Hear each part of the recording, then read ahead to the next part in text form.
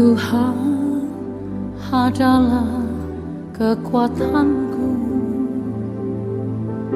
bersama Dia ku tak akan goyah.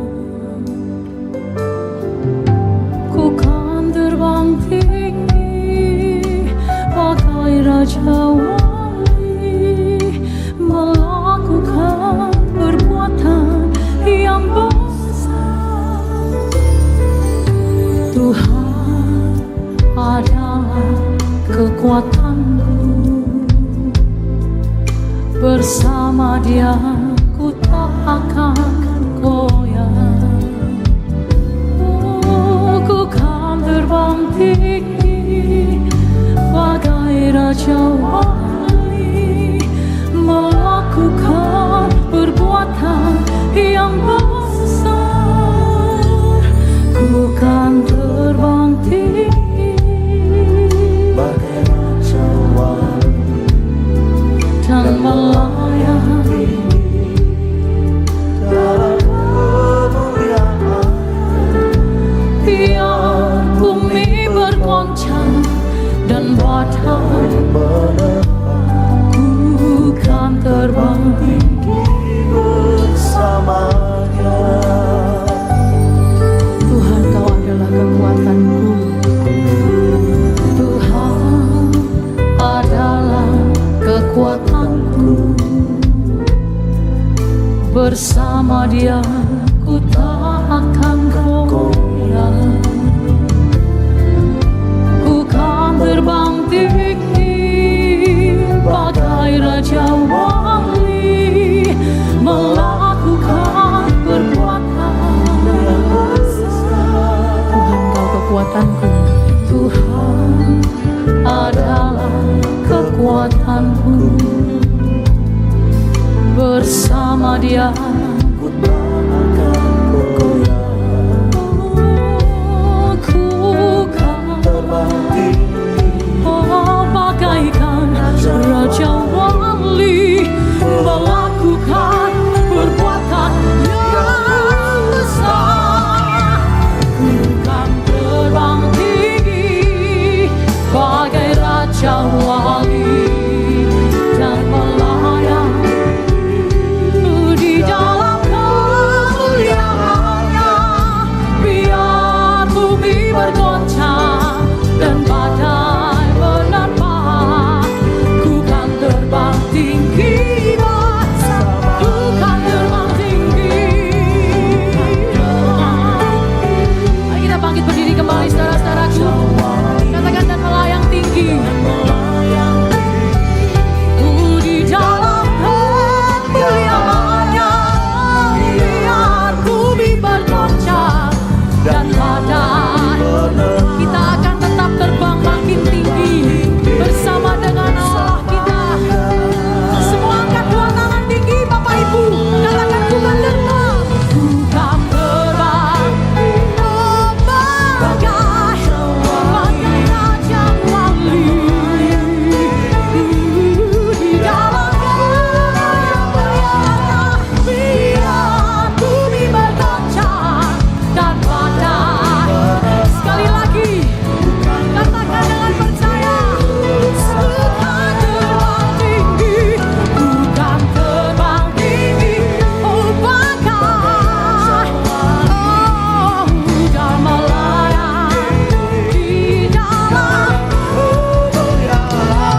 Biar bumi bergoncang dan badai menerpa, ku kan terbang tinggi bersama Dia. Ku kan terbang tinggi bersama Dia. Ku kan terbang tinggi bersama Dia.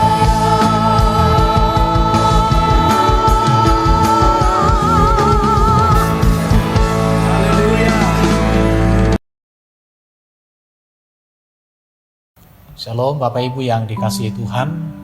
Selamat hari Minggu bagi kita semua. Mari kita menyiapkan hati kita untuk kita belajar bersama-sama dari satu kebenaran firman Tuhan. Tema yang akan saya bahas hari ini tentang teladan seorang Yusuf. Bagaimana seorang Yusuf menjadi berkat di tengah kesukaran hidup yang sedang terjadi dalam hidupnya.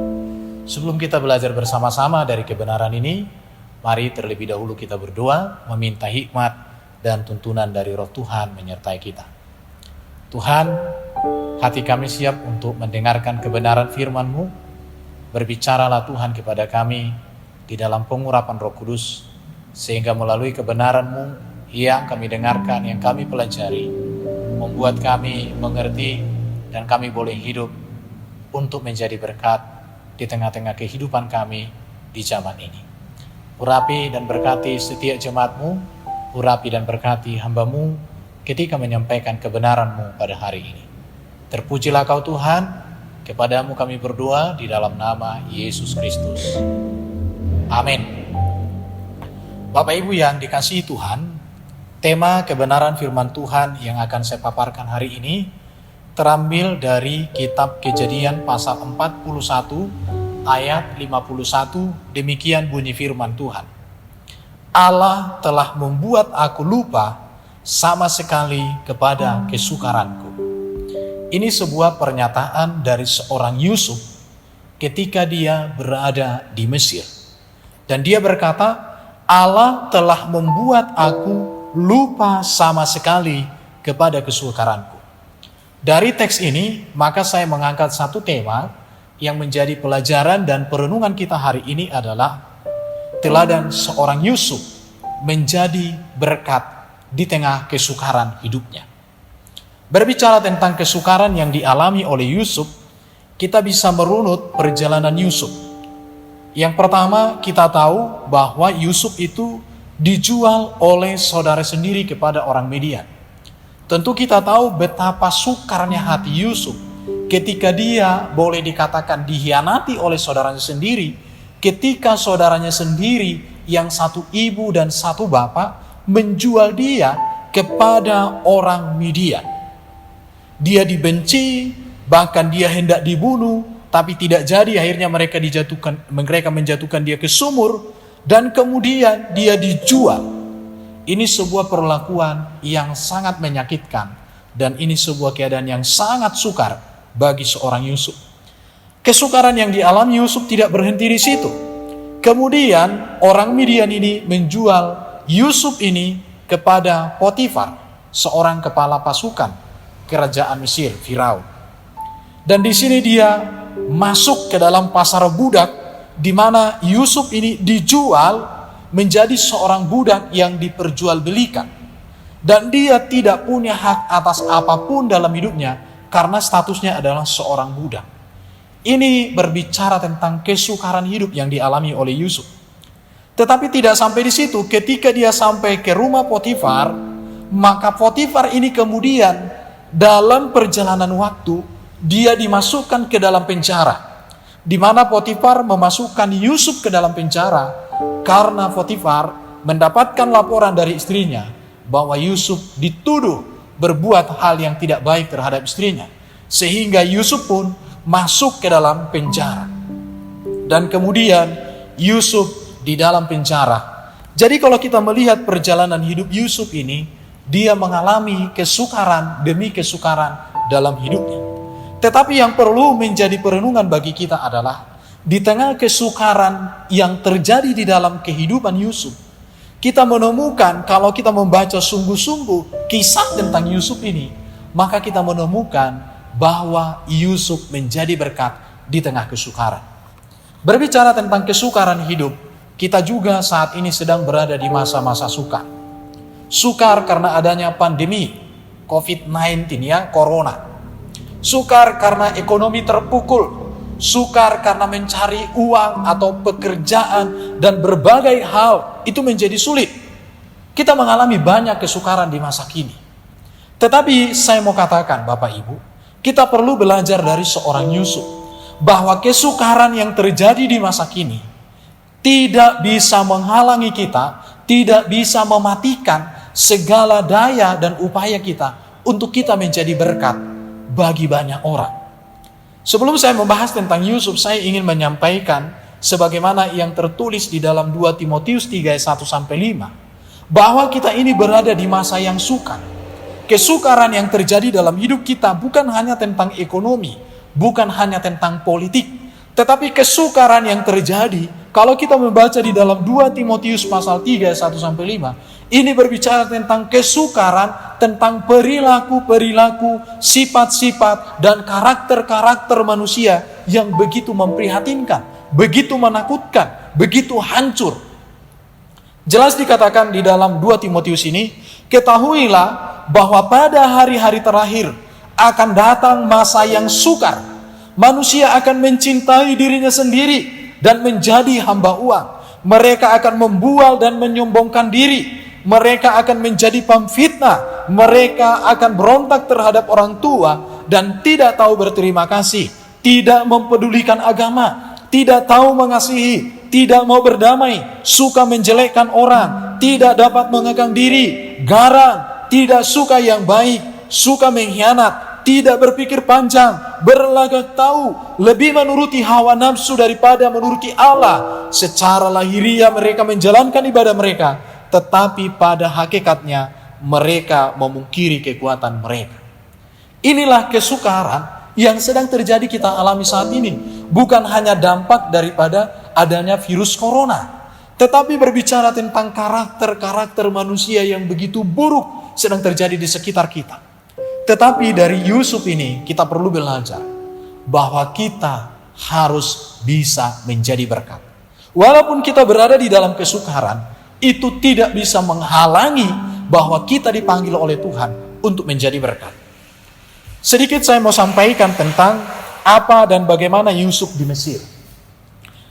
Ada beberapa hal yang perlu untuk kita pelajari tentang bagaimana Yusuf di Mesir. Yang pertama, kita akan berbicara tentang masa sukar yang dihadapi Paulus ini berkaitan dengan stabilitas hukum dan politik. Mengapa saya katakan hukum dan politik? Karena kekuasaan mutlak pada saat itu ada di tangan penguasa atau orang-orang yang dekat dengan penguasa. Dan kita tahu bahwa Yusuf berada di Mesir yang dipimpin oleh seorang raja. Segala keputusan ada di tangan raja dan para tangan kanan raja. Semua keputusan. Dan kita tahu bahwa Yusuf waktu itu adalah seorang budak. Dia tidak memiliki hak untuk membela dirinya, untuk menuntut hak, sebab sesungguhnya ia tidak memiliki hak atas dirinya. Sebab ia adalah seorang budak yang sudah diperjualbelikan pada masa itu di pasar budak. Ini bisa kita baca dalam Kejadian 37 ayat 26 sampai 28 dan ayat 36. Ini berbicara tentang keadaan hukum dan politik yang tidak bisa membuat sesuatu hal yang baik tentang keadaan Yusuf karena dia seorang budak. Dia tidak punya suara, dia tidak punya power di sana. Tetapi hal itu tidak mengurangi, itu tidak membatasi Yusuf untuk bisa menjadi berkat. Kita berbicara bahwa budak tidak punya hak untuk membela diri. Kejadian pasal 37 ayat 36 dikatakan di sana sangat jelas. Adapun Yusuf, ia dijual orang Midian itu kepada Mesir, kepada Potifar, seorang pegawai istana Firaun, kepala pengawal raja. Dalam Kejadian 39 ayat 20 dikatakan, lalu Yusuf ditangkap oleh tuannya dan dimasukkan ke dalam penjara, tempat tahanan-tahanan raja dikurung. Demikianlah Yusuf dipenjarakan di sana. Jadi kesukaran yang dialami oleh Yusuf adalah perlakuan yang tidak adil, di mana dia tidak punya tempat untuk membela dirinya. Dia tidak punya tempat untuk menuntut haknya, karena sesungguhnya dia adalah budak dan tidak punya tempat. Ini satu keadaan yang sangat sukar. Tetapi saya mau katakan dalam seluruh perjalanan Yusuf, dia selalu menjadi berkat bagi banyak orang. Itu menunjukkan bahwa persoalan hukum, persoalan politik, persoalan budak, bahkan status dia sebagai seorang budak, tidak bisa menghentikan bahwa dia sebagai seorang pilihan Tuhan yang dipanggil untuk menjadi berkat. Sekarang kita berbicara tentang stabilitas, tentang religius di Mesir. Yang kedua, bahwa dia berada di tengah-tengah bangsa yang tidak mengenal Allah yang benar. Karena waktu itu Mesir dipimpin oleh seorang Raja Firaun yang percaya kepada dewa-dewi. Ada banyak dewa-dewi yang disembah di sana. Bahkan Raja Firaun ini menjadi raja yang percaya kepada ilmu-ilmu sihir, kepada tenun dan segala kekuatan-kekuatan duniawi. Dia berada di sana, kita tahu bahwa hanya dia seorang diri yang mengenal Allah yang benar. Dia seorang budak dia seorang diri, dia seorang yang tidak punya hak apa-apa. Dan dia berada di tengah bangsa yang dipimpin oleh raja yang memiliki kuasa penuh, dan segala keputusan raja tidak bisa diganggu gugat oleh seorang budak. Bahkan dia berada di tengah bangsa yang tidak mengenal Allah. Tetapi kalau kita melihat keseluruhan dari perjalanan Yusuf, persoalan tentang keimanan, di mana hanya dia seorang diri yang percaya kepada Allah yang benar, yang memiliki iman yang benar, dia tetap berdiri teguh. Bahkan bukan hanya berdiri teguh, tapi dia bisa menjadi berkat bagi banyak orang yang ada di Mesir. Itu yang kedua. Baru yang ketiga yang kita lihat, berbicara tentang stabilitas ekonomi juga. Bahwa Yusuf di sana seorang budak, tidak punya hak. Walaupun dia kerja di rumah orang itu berhasil, usaha orang itu berhasil, dia tidak punya hak karena dia seorang budak. Dan itu pekerjaannya. Tetapi kita melihat juga bahwa di zaman Yusuf, ada sebuah ancaman krisis global pada waktu itu, di mana dikatakan akan terjadi krisis global selama 7 tahun, yaitu kelaparan yang akan mengurus keringkan negeri Mesir. Kita bisa lihat di dalam Kejadian 41 ayat 30. Kemudian akan timbul 7 tahun kelaparan, maka akan dilupakan segala kelimpahan itu di tanah Mesir, karena kelaparan itu mengurus keringkan negeri ini. Bapak Ibu yang dikasihi Tuhan, kalau kita melihat dari perjalanan seorang Yusuf ini, statusnya sebagai seorang budak di negara yang hukum dan kekuasaan itu dikendalikan oleh raja dan para pembesar-pembesar raja, di tengah bangsa yang tidak mengenal Allah tetapi mengenal dewa-dewi, mengenal penyembahan-penyembahan kepada hal-hal yang tidak benar, di tengah-tengah bangsa yang mengalami tekanan ekonomi, bahkan waktu itu ada terjadi krisis global. Tetapi di sana apa yang terjadi? Yusuf menjadi berkat. Maka tema kita hari ini mengatakan panggilan atau teladan Yusuf ini adalah menjadi berkat di tengah kesukaran. Itulah kita orang Kristen. Jadi teladan hidup Yusuf di masa sukar ini menjadi pelajaran bagi kita orang percaya di masa kini. Yang harus kita tahu adalah bagaimana Yusuf menjadi berkat di masa-masa sukar tersebut. Apa yang membuat Yusuf di tengah-tengah kesukaran hidupnya, di tengah-tengah kesukaran secara politik, secara ekonomi, secara religius, dia menghadapi kesukaran-kesukaran. Apa yang membuat Yusuf bukan hanya bertahan, tetapi dia bisa menjadi berkat, menunjukkan keimanannya, kehidupannya yang menjadi berkat bagi banyak orang. Apa yang membuat Yusuf bisa demikian? Yang pertama, Bapak Ibu, bagaimana Yusuf menjadi berkat di masa-masa sukar? Yang pertama, dan ini yang harus kita pegang teguh adalah Yusuf memelihara hatinya tetap takut akan Tuhan. Yusuf memelihara hatinya untuk tetap takut akan Tuhan. Kesukaran demi kesukaran yang terjadi dalam hidupnya, satu kuncinya dia bertahan, satu kuncinya dia bisa menjadi berkat. Dia memelihara hatinya tetap takut akan Tuhan. Bahkan dalam seluruh kehidupannya kita melihat bahwa seorang Yusuf ini hatinya bergantung sepenuhnya kepada Tuhan. Maka dikatakan bahwa Yusuf ini sangat luar biasa.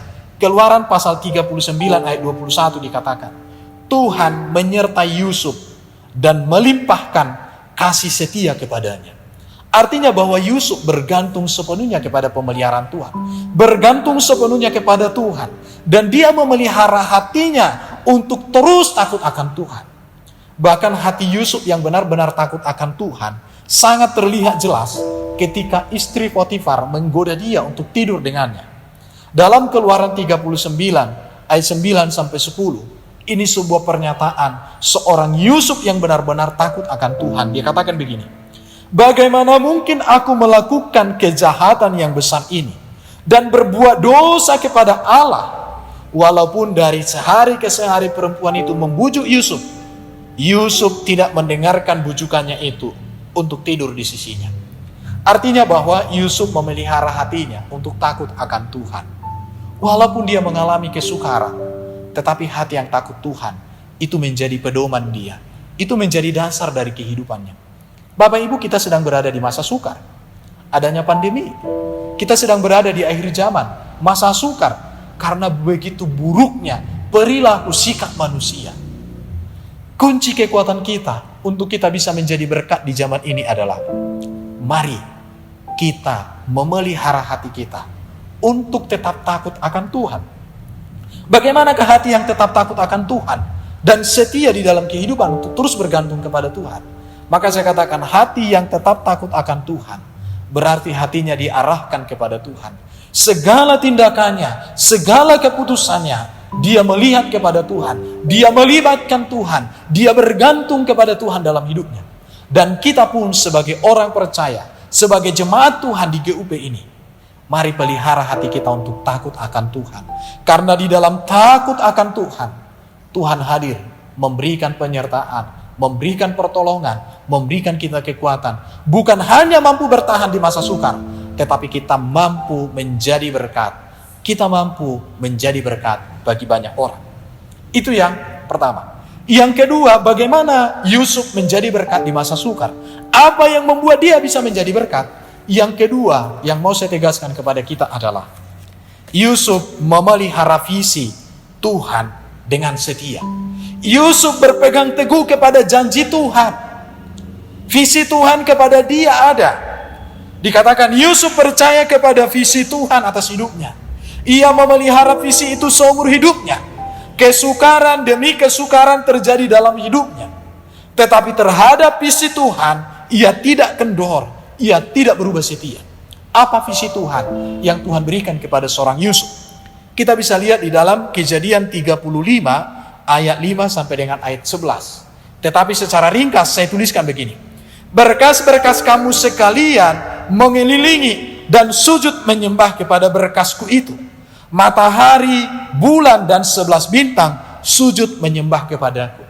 Inilah sebuah visi yang Tuhan berikan kepada Yusuf. Inilah sebuah janji yang Tuhan berikan kepada Yusuf. Jadi walaupun Yusuf dijual oleh saudaranya, dijual orang-orang Midian, dimasukkan ke dalam penjara oleh Potifar, tetapi dia tetap percaya bahwa janji Tuhan iya dan amin. Bahwa visi Tuhan bagi Yusuf jelas. Dan dia pegang teguh kepada janji Tuhan.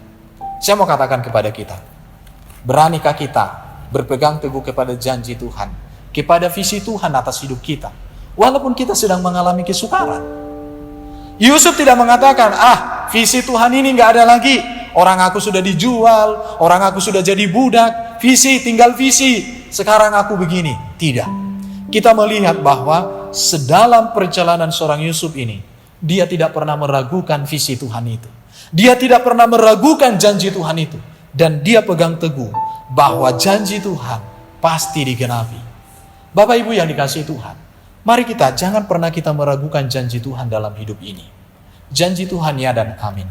Jangan sampai kesukaran-kesukaran hidup yang terjadi di sekitar kita atau di dalam diri kita, dalam perjalanan hidup kita, membuat kita menjadi buta mata terhadap janji Tuhan. Kita menjadi buta mata terhadap visi Tuhan. Tuhan yang hendak membeli apa? Tuhan sudah memberikan sebuah visi kepada kita, kepada gereja kita, kepada keluarga kita. Jangan karena kesukaran visi ini menjadi hilang, visi ini menjadi buyar. Tetapi kesukaran ini adalah sebuah kesempatan untuk kita menunjukkan bahwa visi Tuhan, janji Tuhan bagi kita pasti terjadi dan tergenapi. Dan saya rindu kita mengaminkan kenyataan, kebenaran, dan apa yang sudah diteladankan oleh Yusuf. Itu yang kedua, memelihara visi, memelihara janji Tuhan dengan setia. Yang ketiga, bagaimana Yusuf menjadi berkat di masa-masa sukar kehidupannya. Bagaimana Yusuf menjadi berkat walaupun dia seorang diri di tengah bangsa yang menyembah berhala. Dia seorang budak yang diperlakukan dengan tidak adil. Bagaimana dia bisa menjadi berkat di tengah kesukaran itu. Yang ketiga Bapak Ibu, ini perlu untuk kita perhatikan. Memiliki karakter sebagai umat pilihan Tuhan. Memiliki karakter sebagai umat pilihan Tuhan. Karakter yang pertama yang dimiliki oleh seorang Yusuf adalah mengampuni dan mengasihi saudaranya yang menjual dirinya menjadi budak. Saya mau katakan begini, Yusuf ketika dia dijatuhkan ke sumur, ketika dia dijual kepada orang Midian, ketika orang Midian menjual dia kepada Potifar, ketika Potifar memasukkan dia ke dalam penjara, Yusuf tidak pernah mendendam. Yusuf tidak pernah membenci. Yusuf tidak pernah mengingat kesalahan itu. Dia mengampuni, dia mengasihi saudara-saudaranya yang berbuat itu. Mengapa saya katakan demikian? Bahwa Yusuf tidak ada kebencian, tidak ada dendam di dalam dirinya kepada saudaranya. Jelas dikatakan, bisa kita lihat di dalam Kejadian pasal 45 ayat 5-7 dikatakan begini. Tetapi sekarang janganlah bersusah hati dan janganlah menyesali diri, karena kamu menjual aku ke sini. Sebab untuk memelihara kehidupanlah Allah menyuruh aku mendahului kamu. Maka Allah telah menyuruh aku mendahului kamu untuk menjamin kelanjutan keturunanmu di bumi ini, dan untuk memelihara hidupmu, sehingga sebagian besar daripadamu tertolong. Apa makna kalimat ini? Saya bacakan sekali lagi. Tetapi sekarang janganlah bersusah hati dan janganlah menyesali diri, karena kamu menjual aku ke sini. Sebab untuk memelihara kehidupanlah Allah menyuruh aku mendahului kamu. Maka Allah telah menyuruh aku mendahului kamu untuk menjamin kelanjutan keturunanmu di bumi ini, dan untuk memelihara hidupmu, sehingga sebagian besar daripada kamu tertolong. Kalau kita melihat, perhatikan di sini dikatakan, Allah telah menyuruh aku mendahului kamu. Itu ya. Dikatakan di sini, Allah telah menyuruh aku mendahului kamu. Sebab untuk memelihara kehidupanlah Allah menyuruh aku mendahului kamu. Yusuf tidak mengatakan, kamu menjual aku makanya aku bisa begini, enggak. Tetapi dia mengatakan, kalau saudaranya pun menjual dia, kalau orang Midian pun menjual dia, kalau Potifar pun membuat dia masuk ke dalam penjara, dia mengatakan, Tuhan yang bekerja di tengah-tengah kesukaran itu, maka aku bisa sekarang. Jadi tidak ada kedendam, tidak ada benci. Maka saya katakan begini, kita bisa menjadi berkat di masa sukar kalau kita terbebas dari akar pahit, kalau kita sudah terbebas dari kebencian, kalau kita sudah terbebas dari dendam. Oleh karena itu, maka jangan ada akar pahit di tengah-tengah hidup kita, dalam pribadi kita. Jangan ada dendam, jangan ada kebencian. Yusuf menjadi berkat di masa sukar hidupnya. Kemanapun Yusuf pergi, ketika dia di rumah Potifar, dia menjadi berkat. Ketika dia di penjara, dia menjadi berkat. Bahkan lebih lagi ketika dia diangkat menjadi penguasa, dia menjadi berkat bagi banyak bangsa, bagi banyak orang. Mengapa demikian? Karena Yusuf memiliki karakter seorang umat pilihan Tuhan. Apa itu? Penuh kasih, penuh dengan sikap yang mengampuni. Kita melihat lagi di dalam Kejadian 50 ayat 20 dikatakan. Kejadian 50 ayat 20. Memang kamu telah mereka-rekakan yang jahat terhadap aku, tetapi Allah telah mereka-rekakannya untuk kebaikan, dengan maksud melakukan seperti yang terjadi sekarang ini, yakni memelihara hidup satu bangsa. Dia melihat segala peristiwa dalam hidupnya dari sudut pandang Tuhan. Dia tidak pernah melihat apa peristiwa dalam hidupnya menurut cara pandang dia atau cara pandang orang. Kalau menurut cara pandang saya, contoh manusia, begitu Yusuf ini sudah menjadi penguasa di Mesir, datang saudaranya untuk mengambil makanan, maunya itu digebukin satu-satu. Gara-gara kamu aku kau jual, gara-gara kamu aku jadi pembantu, jadi budak, gara-gara kamu aku masuk penjara, dihajar satu-satu, bisa saja. Tetapi kita melihat Yusuf tidak seperti itu. Dia penuh kasih. Walaupun banyak kesempatan untuk dia membalaskan kalau dia punya kebencian sangat besar, tetapi Yusuf tidak demikian. Bahkan dia katakan, ini semua anugerah Tuhan. Ini semua cara Tuhan yang luar biasa. Jadi bagaimana Yusuf menjadi berkat bagi bangsa-bangsa? Dia bebas dari akar pahit. Dia penuh kasih. Dia mengampuni setiap orang yang melakukan ketidakadilan atas hidupnya. Karena dia tahu bahwa Tuhan hadir, Tuhan menyertai, Tuhan menyatakan kehendaknya di tengah-tengah ketidakpastian atau di tengah-tengah rencana dan rancangan manusia yang membuat hidupnya menjadi sukar. Yang kedua, saya mau katakan tentang karakter Yusuf sebagai umat pilihan Allah. Dia adalah memiliki etos kerja yang baik. Kalau kita melihat di dalam Kejadian 39 ayat 2 dan 6 dan Kejadian 39 ayat 23 dikatakan, ia menjadi seorang yang selalu berhasil dalam pekerjaannya. Yusuf itu manis sikapnya. Kejadian 39 ayat 23, apa yang dikerjakan dibuat Tuhan berhasil. Artinya Yusuf seorang yang memiliki karakter umat pilihan Tuhan, memiliki etos kerja yang baik. Kita sebagai orang Kristen akan menjadi berkat dimanapun kita berada kalau kita memiliki sistem, sikap, cara, gaya hidup kita yang terus melakukan yang terbaik Yusuf memiliki etos kerja yang baik karena setiap pekerjaannya dia kerjakan untuk kemuliaan Tuhan. Walaupun dia dijual sebagai seorang budak, tapi dia melakukan itu di dalam nama Tuhan. Dia tidak berpikir bahwa aku melakukan ini terpaksa karena aku sudah budak. Tidak, tapi dia melakukan itu untuk memuliakan Tuhan. Maka dikatakan Kolose pasal 3 ayat 23 dan ayat 17, apapun yang kita perbuat dengan segenap hati seperti untuk Tuhan, bukan untuk manusia.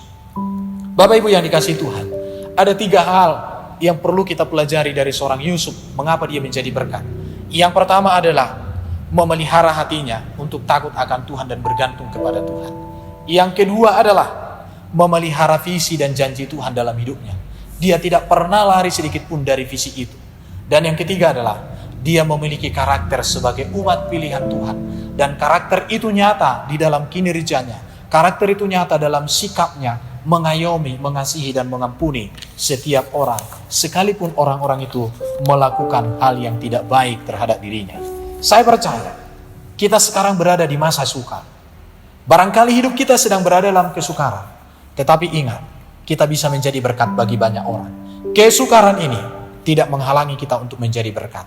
Tetapi kesukaran ini kesempatan bagi kita untuk menunjukkan kualitas bahwa kita orang yang diberkati dan menjadi berkat bagi banyak orang. Oleh karena itu Bapak Ibu yang dikasihi Tuhan, saya akan menutup perenungan kita kebenaran firman Tuhan hari ini dari 2 Korintus pasal 6 ayat 4-5 dikatakan begini. Dalam segala hal kami menunjukkan bahwa kami adalah pelayan Allah. Dalam segala hal kami menunjukkan bahwa kami adalah orang Kristen. Dalam segala hal kami menunjukkan bahwa kami umat yang sudah ditebus oleh Allah melalui Kristus di kayu salib, yaitu dalam menahan dengan penuh kesabaran dalam penderitaan, dalam kesesakan dan kesukaran, dalam menanggung dera, dalam penjara, dalam kerusuhan. Apapun yang terjadi, kesukaran apapun yang terjadi, seperti yang dikatakan oleh Rasul Paulus, dalam segala hal kami menunjukkan bahwa kami adalah pelayan Allah. Kita harus menunjukkan dalam segala hal bahwa kita umat pilihan Tuhan. Kita orang yang sudah ditebus, kita orang yang sudah merdeka, dan kita orang yang akan menjadi berkat walau kita sedang mengalami kesukaran hidup. Kiranya kebenaran ini menjadi berkat bagi kita semua. Terpujilah Tuhan, ditinggikanlah Tuhan selama-lamanya. Demikianlah kebenaran firman Tuhan yang bisa saya bagikan bagi kita semua. Mari kita berdoa untuk meresponi kebenaran firman Tuhan ini. Kita berdoa. Tuhan, kami bersyukur kami boleh mendapatkan teladan kebenaran dari seorang Yusuf yang menjadi berkat di masa-masa sukar kehidupannya. Bahkan masa sukar itu menjadi sebuah kesempatan untuk dia menunjukkan kualitas hidupnya, kualitas imannya, bahkan memperkenalkan Allah yang hidup bagi banyak orang. Terima kasih ya Tuhan. Apa yang dikerjakan oleh Yusuf di masa sukar hidupnya, kami ingin melakukan hal yang sama di masa kini. Bahwa kami tidak dibatasi oleh kesukaran-kesukaran hidup, tetapi kami ingin melakukan sesuatu hal yang berarti bagi Tuhan, yang berarti bagi orang lain, yang menunjukkan bahwa kami memiliki Allah yang benar. Yusuf diberkati oleh Tuhan, walaupun dia mengalami masa-masa sukar. Dan masa sukar itu berakhir ketika Tuhan mengangkat dia menjadi penguasa di Mesir yang menjadi berkat bagi banyak orang. Terima kasih ya Tuhan. Kami sungguh diberkati, dikuatkan dengan kebenaran ini. Berkati setiap jemaat Tuhan yang sudah mempelajari, yang sudah mendengarkan kebenaran ini. Tuntun sertai kami, supaya kami terus berjalan dalam pimpinan dan tuntunan Tuhan. Terima kasih Bapa, terpujilah namamu. Kami berdoa, kami menyerahkan hidup kami untuk terus setia, untuk terus hidup dalam perkenanan Tuhan, dan berpegang teguh kepada janji-janji Tuhan dalam hidup kami. Terima kasih, terpujilah Tuhan. Dalam nama Kristus Yesus kami berdoa. Sama-sama kita katakan, amin. Demikianlah kebenaran firman Tuhan yang bisa sampaikan untuk ibadah kita hari ini. Damai sejahtera dari Tuhan terus memerintah atas hidup kita, untuk kita menjadi berkat, walaupun kita berada di masa yang sukar. Amin, terpujilah Tuhan. Shalom.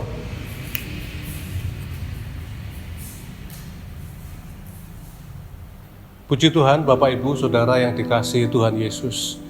Kita sangat bersyukur dan sangat diberkati lewat pemberitaan firman Tuhan pada pagi hari ini.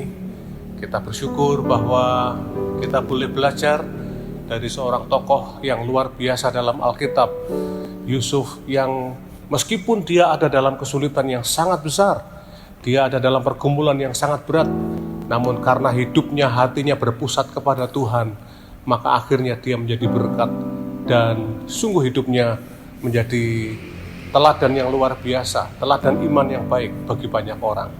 Puji Tuhan. Saudara-saudara, pada kesempatan pagi hari ini, saya mau sampaikan satu pengumuman buat saudara, satu kabar gembira buat kita, yaitu bahwa minggu depan kita akan kembali lagi dalam kebaktian offline. Kita kebaktian di gereja. Saudara-saudara, biasa dimulai jam 7 pagi, kita usahakan selesai sampai jam 8 pagi.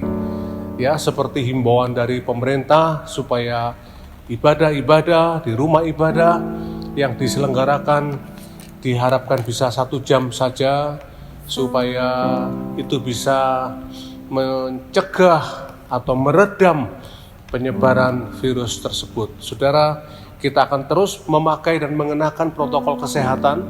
Datanglah lebih awal dalam kebaktian, supaya minggu depan saudara bisa berkesempatan untuk cuci tangan dan bisa mempersiapkan diri dengan baik masuk dalam kebaktian. Dan satu lagi saudara, minggu depan kebaktian kita adalah kebaktian yang disertai dengan perjamuan kudus. Saya rindu jemaat Tuhan boleh mempersiapkan hati dan hidupnya agar perjamuan kudus minggu depan, yaitu kita makan roti dan anggur yang adalah tubuh dan darah Yesus itu, kita boleh menikmati persekutuan dengan tubuh dan darah Yesus. Seperti dikatakan dalam kitab Injil Yohanes, barang siapa makan roti dan anggur tubuh dan darah Yesus, maka mereka akan menjadi satu dengan Tuhan. Kasih karunia Allah akan turun dalam hidup mereka. Persiapkan hati saudara untuk ibadah perjamuan kudus minggu depan. Mari kita akan akhiri ibadah kita hari ini, saudara-saudara, dan kita akan menaikkan satu pujian bersama. Terima kasih Yesusku, terima kasih Yesusku. Terima kasih Yesusku, terima kasih Yesusku. Puji syukur hanya bagi Tuhanku. Terima kasih Yesusku, terima kasih Yesusku. Puji syukur hanya bagi Tuhanku. Puji syukur hanya bagi Tuhanku. Puji syukur hanya bagi Tuhanku. Bapa, kami bersyukur untuk kebaktian yang diberkati pada pagi hari ini. Hamba berdoa biarlah setiap kami yang telah mendengarkan kebenaran firman Tuhan disampaikan, setiap kebenaran firman Tuhan itu boleh tertanam dalam hati kami masing-masing, menguasai pikiran kami, perasaan kami, menguasai perkataan kami, bahkan perbuatan kami, sehingga setiap keputusan yang kami ambil dalam kehidupan kami semua dituntun oleh firman-Mu Tuhan.